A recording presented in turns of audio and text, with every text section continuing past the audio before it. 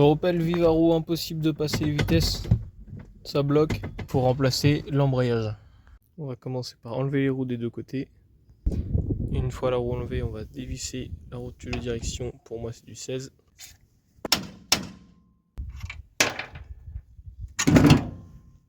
Maintenant, la bilette de barre stabilisatrice. Et maintenant, la rotule de suspension. Une fois enlevé, on vient enlever le cardan. Pour le bloquer, je mets un chasse-goupille qui bloque sur l'étrier. Comme ça évite qu'il tourne. Et une fois enlevé, on peut tapoter pour le faire sortir. Maintenant que c'est décalé, on vient lever le petit bloc capteur ABS pour pouvoir tirer le capteur et le sortir. Maintenant, quand on est rendu là, on fait exactement la même chose de l'autre côté. Si vous êtes dans mon cas, ici on a les 3 vis sur la rotule de suspension. Et ici on n'a pas les 3 vis. Ce qui fait qu'on va dévisser d'abord celui-là. On enlève d'abord le capteur ABS. On l'a défait de son support. Et on vient dévisser avec la clé de 25. Une fois l'écrou enlevé, on enlève la rotule de direction et la bilette de barre stabilisatrice. Maintenant le cardan, le chasse-goupille pour bloquer pour pas que ça tourne et on vient dévisser. Pour enlever la rotule du bas, soit on prend la barre à mine, ou soit on met un petit outil comme ça, une petite fourche, tac, on tape avec le marteau et à force ça va le faire descendre. Une fois ici, maintenant on va pouvoir s'attaquer au berceau. Dévisser la vis du berceau ici. Pour moi c'est du 18. Pareil de l'autre côté.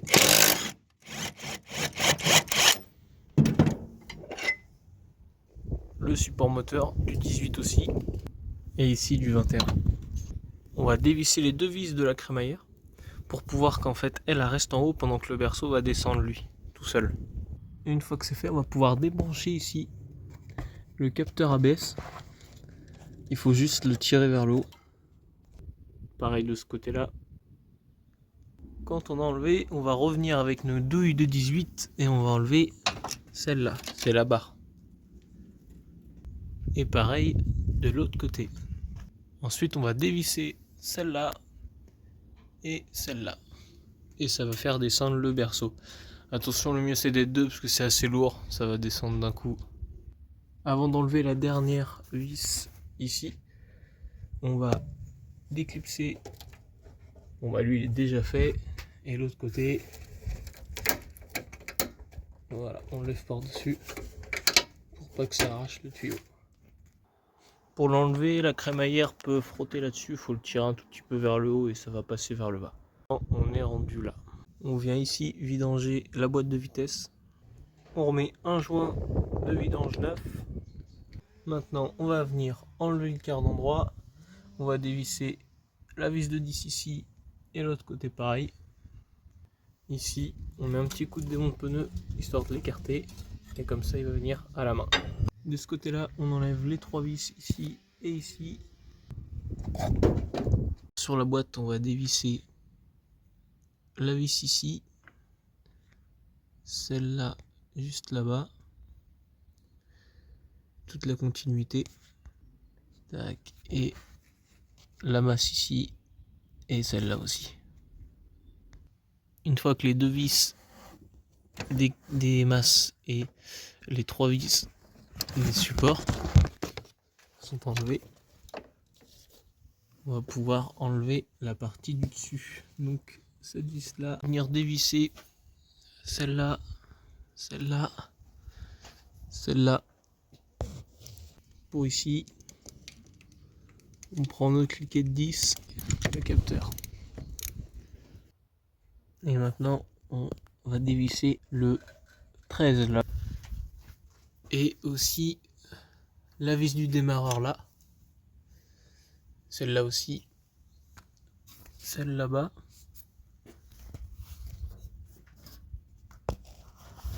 Et celle-là. La deuxième vis du démarreur. Enlever les gros câbles électriques. Et ici pareil, je l'ai déclipsé de là pour avoir plus de place pour dévisser celle-là. Il en reste une ici de 13. Ici en écartant ce support là, on a une vis là Une vis là, une vis là-bas. Il faut tout desserrer. Alors je viens de voir qu'il me restait une vis. Elle est où? Là, juste là-bas.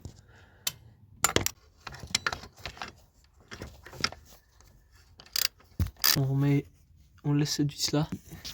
On va découper celle-là.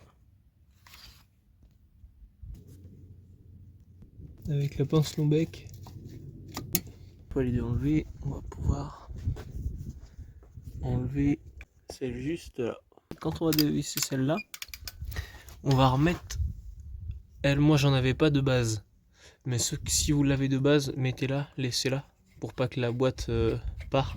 Pour cela, on va tirer les tiges métalliques vers le haut pour pouvoir sortir les câbles de levier de vitesse. Une fois que les tiges sont levées vers le haut, au passage, on va enlever ce petit capteur. Il suffit d'appuyer aux extrémités et de lever.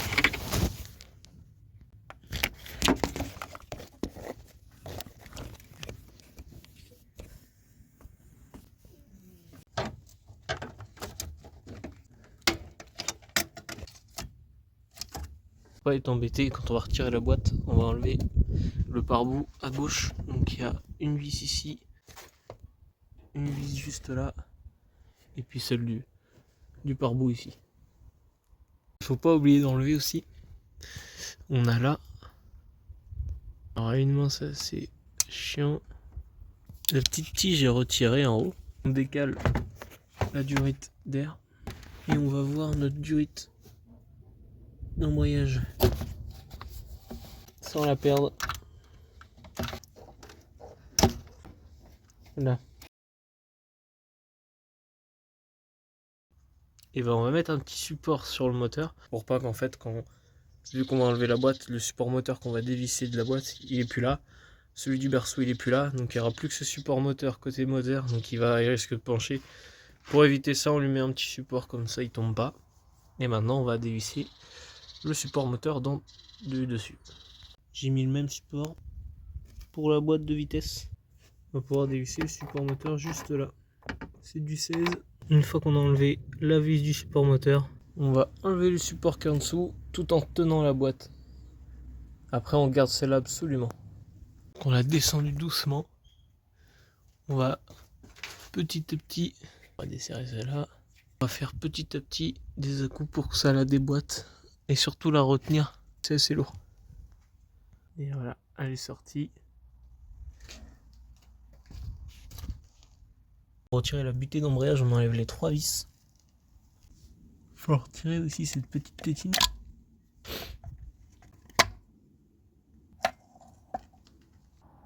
Et voilà. Pour l'embrayage, il suffit de retirer les 6 vis. Tac, tac, tac, tac.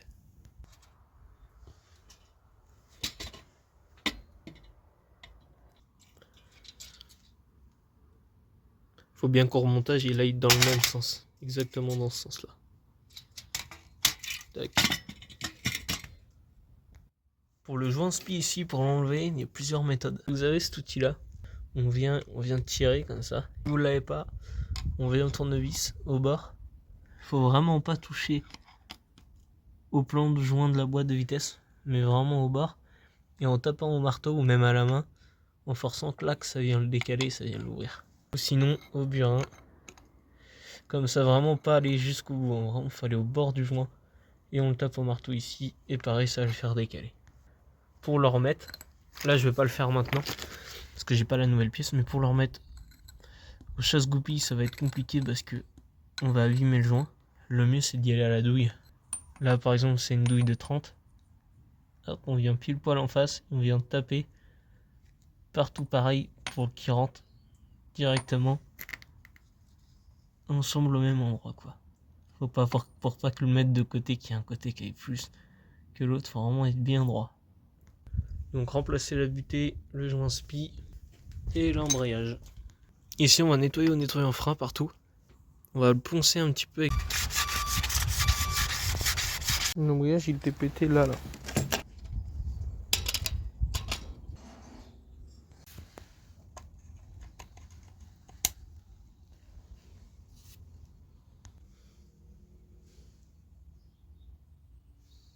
La boîte de vitesse remis. Du coup on lui remet bien tous les écrous. La vis là. La vis ici. La vis ici. Là aussi on remet le capteur. Et par dessus. Celle-là. Celle-là. Celle-là, celle-là. Celle-là, elle a le petit support. Ça va être comme ça va clipser celle-là après. Celle-là c'est la grande vis.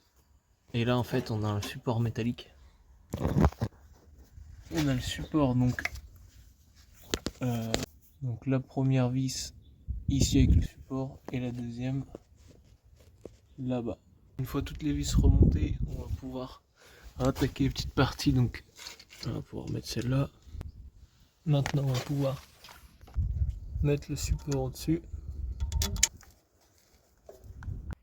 On met le plus gros qu'on peut pour l'instant, vu que la boîte est pas encore mise en haut. Comme elle est en bas, on va remettre les deux câbles d'embrayage. Là, là.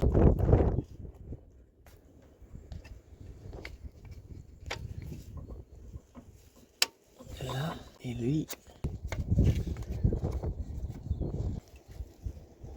Deux petites goupilles de sécurité, je vais les mettre après pour au-dessus. Là pour l'instant je vais mettre un autre cric en dessous pour le lever là-haut. Lui en haut on va mettre l'écrou. On va mettre l'écrou, ça va le maintenir. Après on pourra mettre la masse ici, à cet endroit là. Celui-là on pourra le baisser, le tuyau d'embrayage ici. On va le reclipser là-dedans au-dessus. Tac. Ici. Ici. Et là le tuyau. Il est mis. Là on peut rebrancher ici.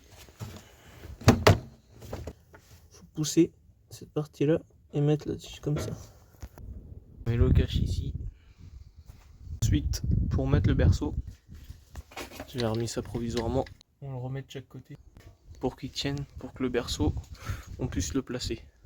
Ça on va le refixer ici. Les tiges de la crémaillère on les met dans le berceau et on met cette barre là par dessus le berceau. Une fois le berceau remis, on serre bien la crémaillère ici, le berceau ici avec la barre jusque là. Pareil de l'autre côté, sur les côtés, de l'autre côté aussi. Pour les triangles, on remet les triangles et on serre. De l'autre côté pareil, lui il est beaucoup plus long, du coup c'est le plus chiant à faire. Et après on met les billettes de barre stabilisatrice, les cardans, on serre bien. Pareil de l'autre côté, en tuyau de direction, billette de barre stabilisatrice et le cardan. Je rebranche les petits capteurs d'ABS et on les reclipse juste là. Ensuite on remet bien les durites dans leurs clips. On fixe le cardan avec ses 3 vis. Pareil de l'autre côté, les 2 vis de chaque côté avec la petite fourchette. Et on fixe le support moteur. Une fois tout remonté, tout resserré, le capteur remis, tout ce qui est bien remonté et serré au couple, on va pouvoir remonter la roue. On va refixer le pare-boue ici. Maintenant que c'est bien serré au couple, donc maintenant on vient dévisser le bouchon du remplissage de la boîte de vitesse.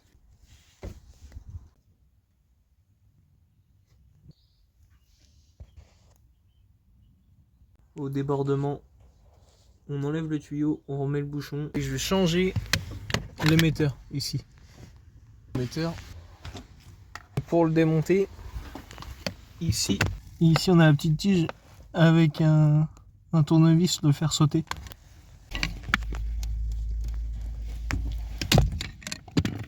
Voilà. On va débrancher le tuyau ici. Donc ici là.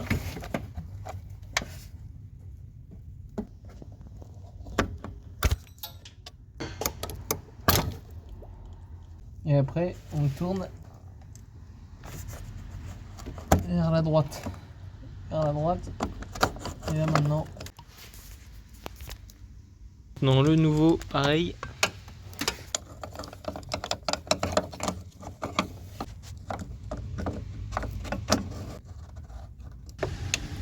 Sur le nouveau, on a des petits bouchons là.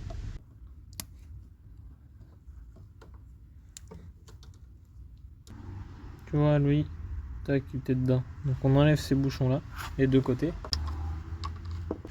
Voilà, une fois qu'il est bien mis, lui, on enlève l'ancien ici.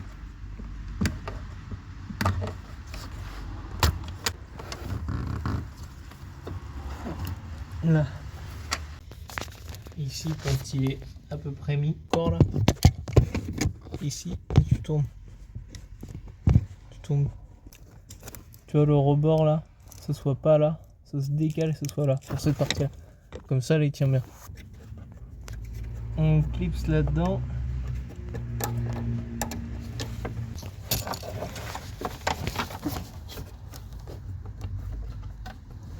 Il est bien enfoncé. Ce côté-là, c'est mis. Lui, il est bien mis. Maintenant, reste lui. Il y aura une purge à faire. Pour la purge, on remplit à fond.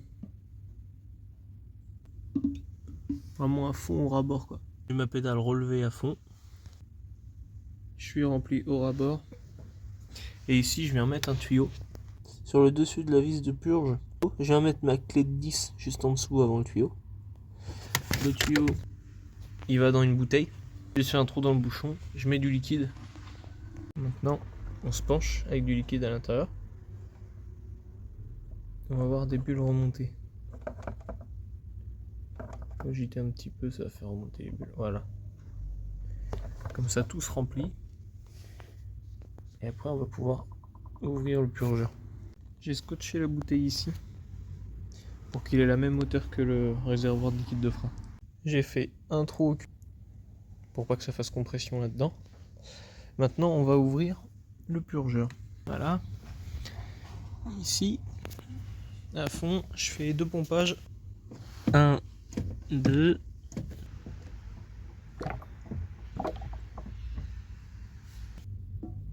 Je remets mon liquide. Je refais 1, 2.